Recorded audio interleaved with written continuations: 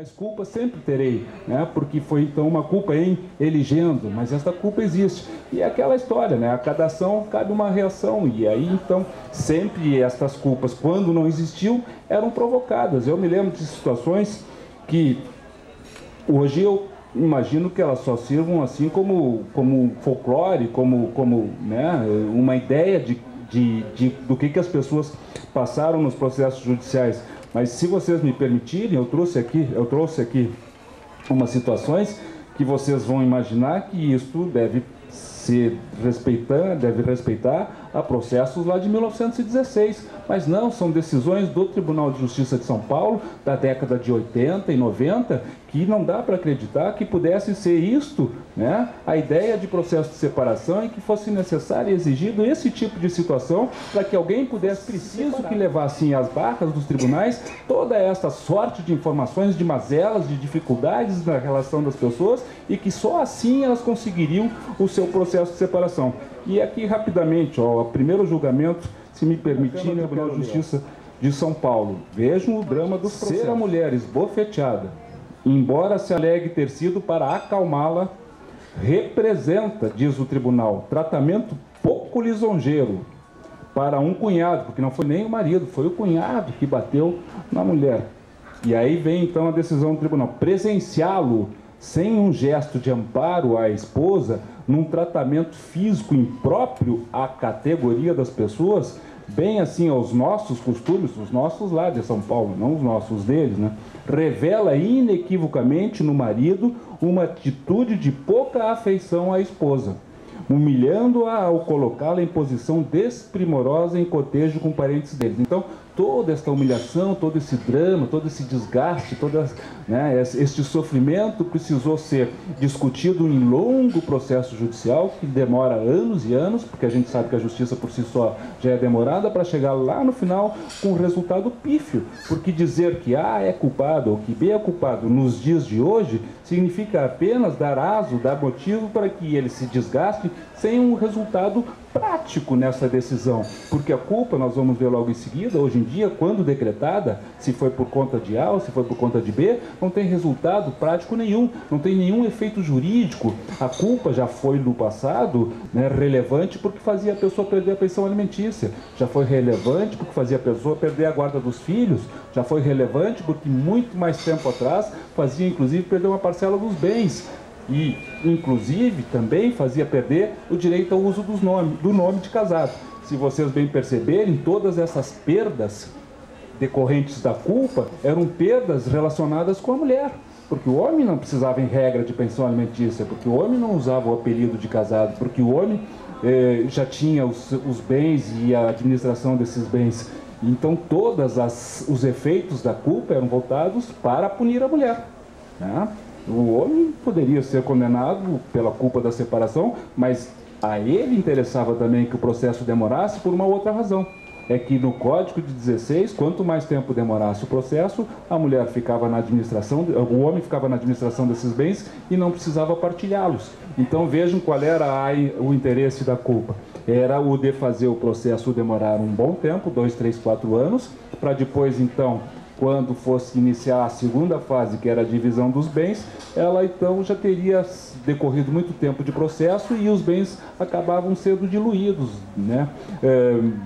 Acabavam dilapidando o patrimônio, e quando fosse fazer, né, fosse extrair o resultado final desse processo, que afinal de contas era a divisão dos bens, nada mais sobrava, inclusive para efeitos de alimentos, porque a culpa tinha retirado esses alimentos. Mas se discutia isso, se vocês me derem mais um pouquinho de atenção, diz o segundo acordo, aqui são 3, não vou incomodá-los com mais do que isso. O segundo acordo, o âmbito da gestão dos negócios domésticos, considera-se que é evidente que tirar à esposa ou da esposa a direção total da casa e entregar tal direção à sogra constitui, sem dúvida, injúria grave praticada contra o consorte. Ou seja, era a mulher entrando na justiça reclamando que o marido dela tinha tirado o espaço dela da cozinha e posto a sogra, a mãe dele, para cuidar da cozinha. Ou seja, isso era uma ingerência no âmbito da residência dela. E é isso que estava se discutindo. E se eu não tivesse um fato desses, eu não teria o processo de separação. Se eu não conseguisse provar que a sogra ingressou, foi implantada lá na minha cozinha, e que isso foi um ato de desconsideração do marido, eu tinha que estar discutindo isso. E a última aqui, então, é a pior de todas, porque esta lendo, vocês não acreditam, diz o que o tribunal: a sevícia não se caracterizava juridicamente quando o marido batia de leve na mulher. E diz a decisão: era indispensável que a surra se revestisse de exagerada crueza, ou seja, de leve podia bater. Ela só conseguiria a separação se fosse uma surra cruel, né? Que fosse algo violento. E isto, vejam vocês, são decisões de 89, são decisões de 71, de 76, são decisões não tão distantes assim, são decisões que lá em 1950, na Alemanha, já não se discutia. Então, um advogado de família, hoje, que senta em qualquer fórum e que trata dessas questões da separação, ele tem certeza, porque no nosso Estado não se discute mais a culpa de ninguém, né? Mas isto foi uma evolução não da lei, isto foi uma evolução dos advogados, dos juízes, dos promotores que trabalharam para que se abstraísse a culpa dos processos judiciais. E todo este esforço, ele ainda é muito contrariado, porque ainda existem muitos interesses no sentido de fazer prevalecer ainda a discussão da culpa. E não estou falando nem de partes no processo, estou falando de pessoas, né, que trabalham com direito, os operadores, como nós chamamos operadores de direito, que acham que é relevante a discussão da culpa, especialmente por causa da discussão hoje do dano moral, né? Na medida em que nós pretendemos afastar a discussão da culpa nos processos, há quem argumente que deve ser trazido, ainda que os efeitos outros não mais se acrescentem aos processos litigiosos de separação, mas então que pelo menos se discuta a culpa no processo para efeitos de um eventual dano moral, né? Por quê? Porque é a necessidade endêmica que nós temos, cultural, de discutir a culpa nos processos judiciais. E aí eu até não sou psicólogo, mas faço esta avaliação por conta dos anos de experiência, é que nós temos esta convicção de que quando nós trazemos a nossa carga de educação, de formação, né, da nossa família, e aí então quando nos juntamos com outra pessoa que tem uma carga de formação e uma educação um pouco diferente da nossa, e aí então nós precisamos deste período de adaptação, que inclusive a lei diz: olha, eu não posso me separar antes de um ano. Antigamente dizia: eu não posso me separar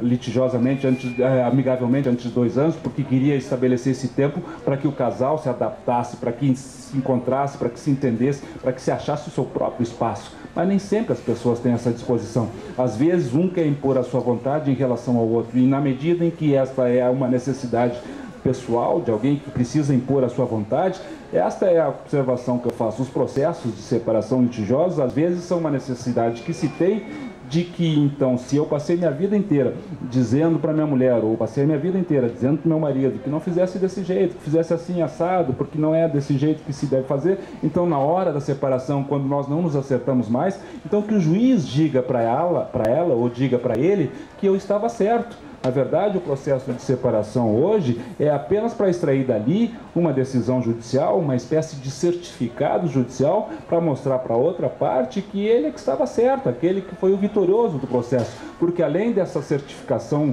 oficial de que ele tinha razão, de que tudo aquilo que ele disse a vida inteira e que a outra parte nunca escutou, o juiz está aqui dizendo para essa pessoa: qual é a maior autoridade, que não a autoridade do juiz, para dizer que eu tinha razão ou que ela tinha razão. É isso que se discute. Além do fato que é evidente também que quando nós estamos num processo, e aí é aquela situação que nós conhecemos todos, porque nós, quando nos unimos a alguém, o momento em que esta união se dá é um momento mágico, é um momento em que os dois querem a mesma coisa. É quando o olho bate no olho, quando um se atrai pelo outro, e a união ela acontece ao mesmo tempo. Mas a desunião, o fim da relação, essa não acontece.